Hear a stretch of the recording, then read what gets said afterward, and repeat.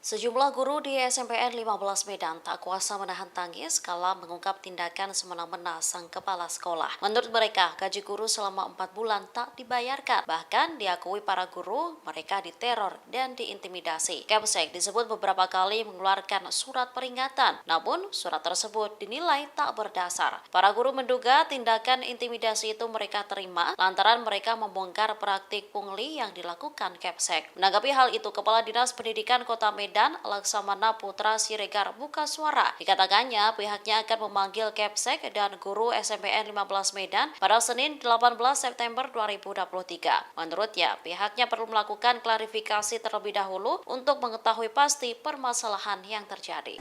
Hanya karena kami dipanggil Pak Kadin, kenapa kami dipanggil Pak Kadin? Gaji kami ditahan sampai hari ini kami belum gajian tanpa alasan yang jelas. Dibilang lagi birokrasi, padahal tidak. Itu karena 8 orang kami